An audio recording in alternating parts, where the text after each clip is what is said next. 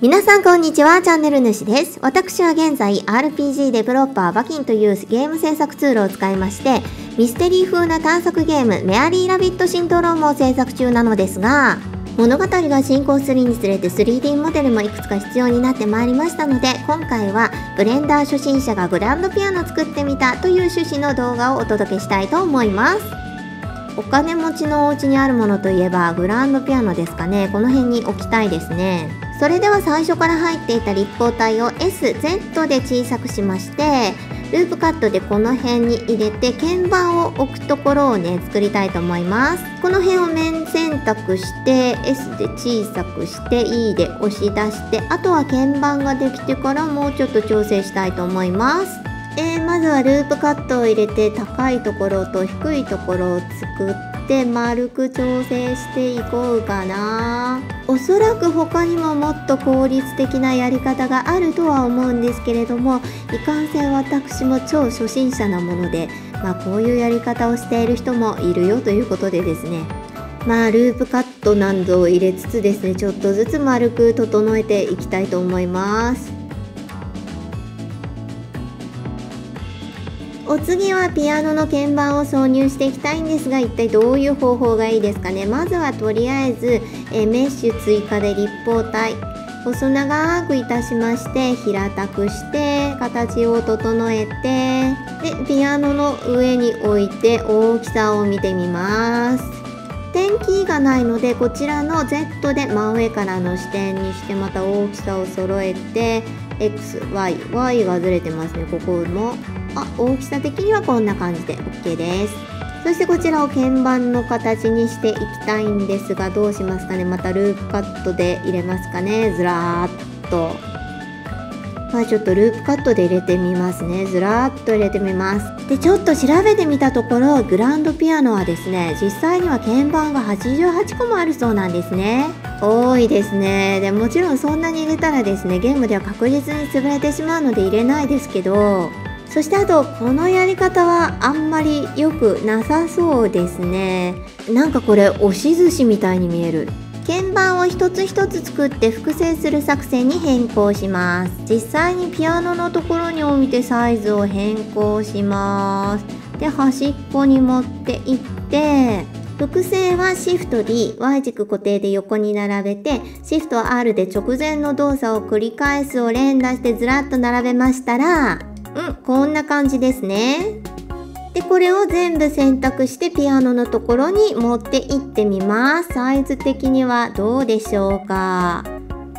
サイズ的にはなんだか大丈夫そうだったので、次は黒鍵を作りたいと思います。またメッシュ追加で立方体、ブレンダーもまだいまいち慣れていないのでカーソルでめちゃくちゃ迷っていたり、こんな風にスケールや押し出しでビヨンビヨンとなってしまっていたり、ちょっと見にくくて申し訳ありません。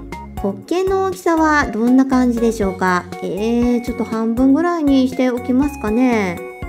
それでちょっと視点を変えて移動させつつ一番左、今回も先ほど同様複製して移動して作っていくんですが、鍵はですね Shift+R 連打というわけにはいかないので、一個一個移動させて作っていきますかね。鍵盤数が足りないとはいえ、一番左は、ちゃんとランにしておきましょうか。一応ね、ドレミファソラ、ドレミファソラって言いながら作ってたんですけど、意外と間違っているかもしれない。今のところ間違ってそうじゃないな。はい、できました。それではピアノの上に置いていきましょう。こんな感じでいいですかね。サイズも大丈夫ですかね。続きましてグランドピアノの蓋を作ります。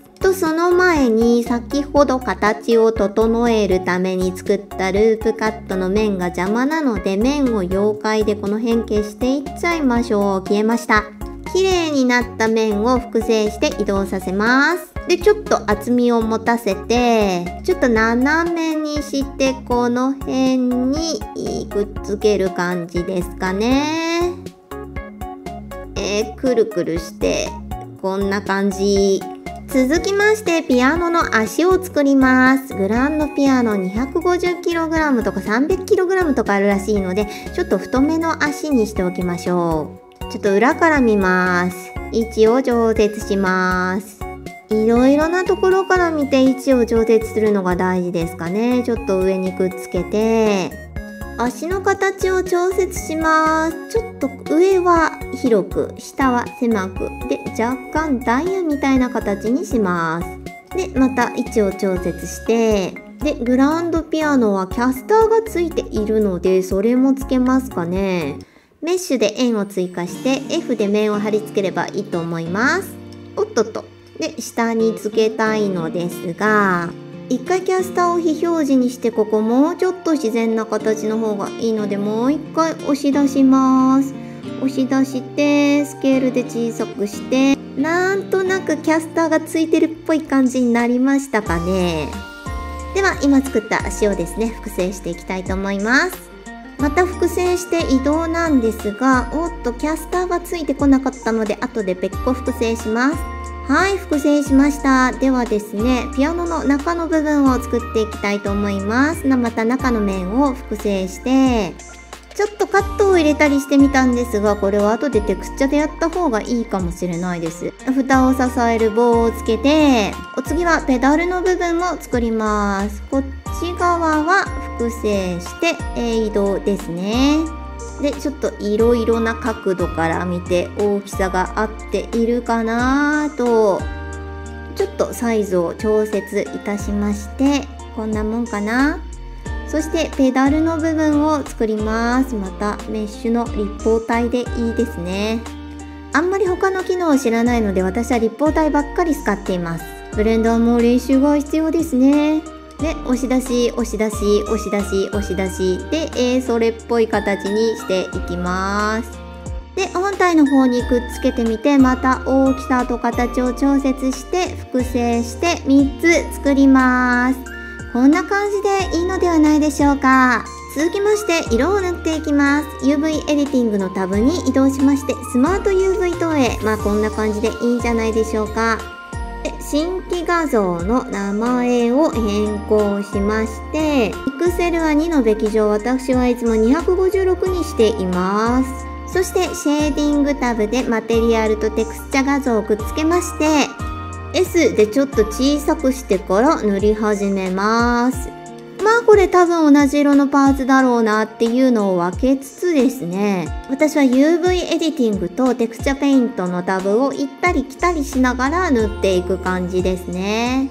まずはピアノの黒鍵から塗っていきます。ちょっとパーツが細かいので黒鍵を探すのがめんどくさいんですけれども、この辺はペダルだな、ちょっと脇に置いといて、だいたい色ごとにエリアを決めて塗っていく感じですね。ピアノ何色にしよっかな。もうちょっとピアノの色最初は茶色にしてたんですけど、やっぱりちょっと黒っぽい色の方がいいかな。